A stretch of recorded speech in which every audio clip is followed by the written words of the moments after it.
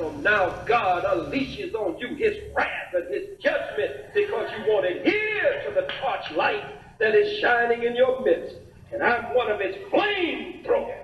And I came here to burn your behind.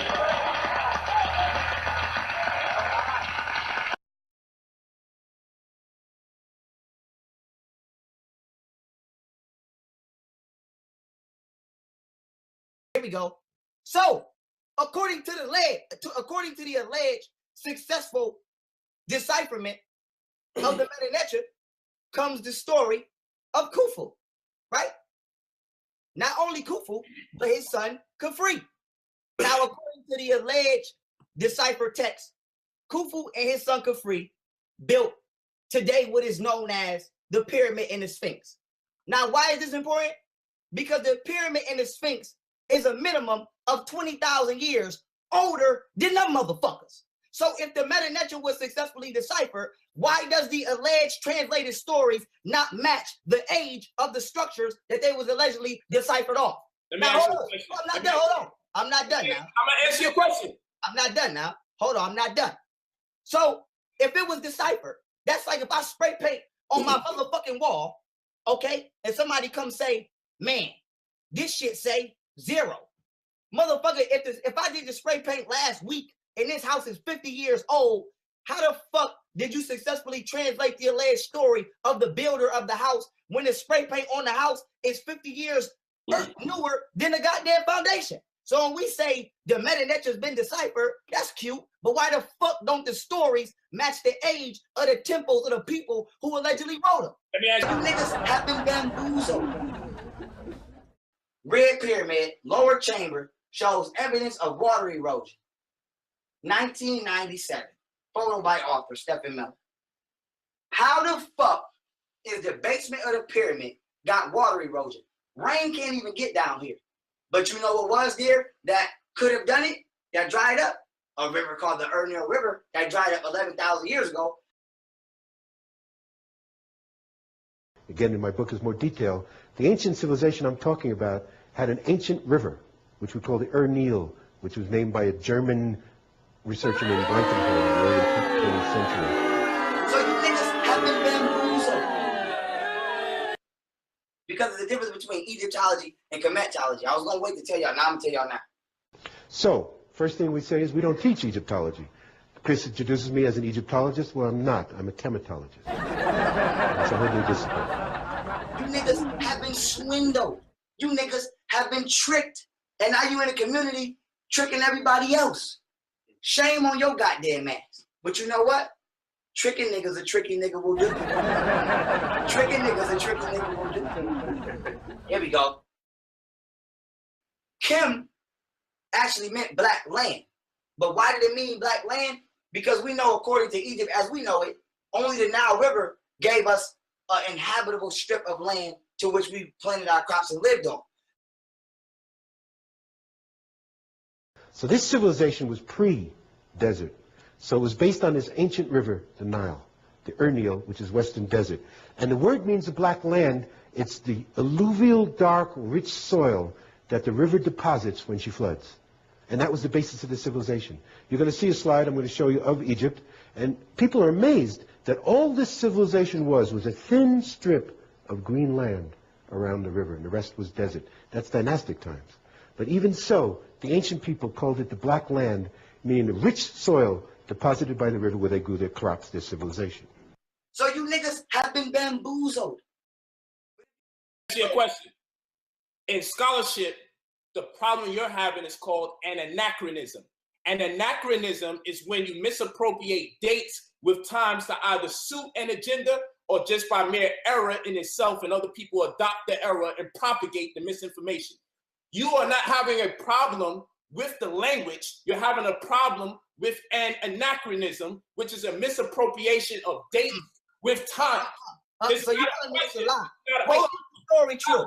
Stop, real quick. Go ahead. Stop. Let me ask you a question. When someone becomes popular, do people name their children after that same popular person? I mean, they might. I don't know. Okay, let's do it like this. Is there only one Muhammad on planet Earth right now? No. Is there only one Michael, or is Michael a very popular word? I mean, I would have to say yes. I mean, I don't know. Okay, well, guess what? Khufu did big things, and so did Khafre. Is it possible that 20,000 years later, someone could have named someone after the pioneers of the community? That would be possible if the fucking story didn't say that they the ones who built it. Because I'm gonna hit you with this gas. What you were saying would be true if they didn't fictitiously present mummified remains. They do what you asked for, and I'm gonna show you an actual extraterrestrial mummy that was genetically tested to have foreign DNA, and it was mummified. Now I'm finna show you. They grab him like that. Hold on, let you go. Let me go. I'm hot right now. The motherfucking Pharaoh about to jump off this goddamn motherfucking this board behind. So with that being said, that would be true what you're saying if they didn't fictitiously try to present physical evidence in the form of mummified remains. They didn't say that these people were named after their predecessors. They said, here's a goddamn dead body of a person who built this motherfucking structure, and this person built this structure during this specific dynasty. So now when we do the comparison to the age of the structure and the person that built it, we find out that the structure is damn near 20,000 years older than this dead motherfucker right here that we saying built it. So with that being said, when we say the Medu Neter has been deciphered, either that motherfucker is a complete lie, okay, made the fuck up, or somebody accidentally have created fictitious stories which are 20,000 years off the mark in regards to the alleged manufacturing and creation of the buildings that they're supposed to be about creating. So I have a hard time believing that a nigga accidentally found a mummy and said that this mummy created this pyramid and this sphinx during the 4th century, during the 4th dynasty, I believe, if not correct me. But with that being said, during a specific time frame in BCE, so about 4,000 years ago from today. And then when we do the geological research on the structure, we find out this structure is damn near 16,000 to 20,000 years older than the motherfucker who allegedly created it. So when we say the Medu Neter has been deciphered, did they decipher a motherfucking lie? Go on mute. Now let me make sure y'all can see my screen, Si. Hold on, let me drag these two out so that they're individual screens. We ain't making no mistakes.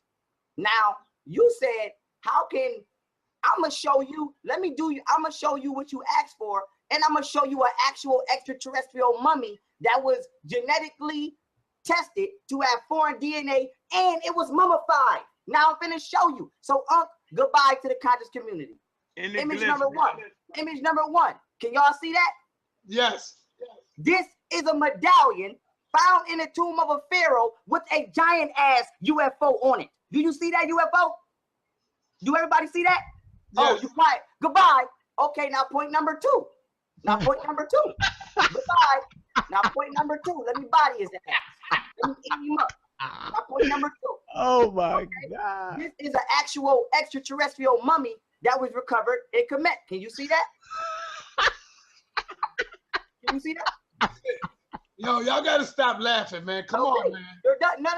Let them laugh. But do the research. See if it's factual, see if it's made up, see if they DNA tested it, and when it come back that they did, and when it come back that it has 4 haplogroups, genetics to this planet, I don't want to see you on Sinetta no more. You asked me to show you the proof, I showed you the proof. You can laugh at it if you want, but this is factual artifact that they found. Now, and I'll show you the book I have called Hidden Archaeology. This shit is over 1,000 pages, and it's an unpublished book full of shit the government found that they never published. So, goodbye. Your ass is done. Goodbye.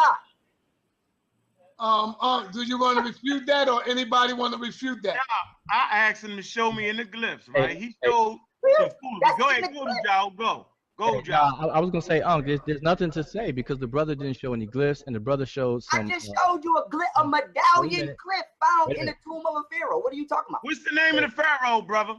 Wait. I'm going to get my book. You went to a website. You want to be on here all night? Because we could do this. I'll go get my book right now. And we can do I'm being quiet. Go, y'all. Go. Accept defeat. You shouldn't have said you let your ego put you out there and now you looking crazy. You shouldn't have did that. You think everything fun? You think I just say shit to hear myself talk? No. All right. Gave us a Photoshop picture of a mummy. Now let's talk about this mummy Let's talk about this mummy who he gave us that was Photoshopped. You see this mummy right here?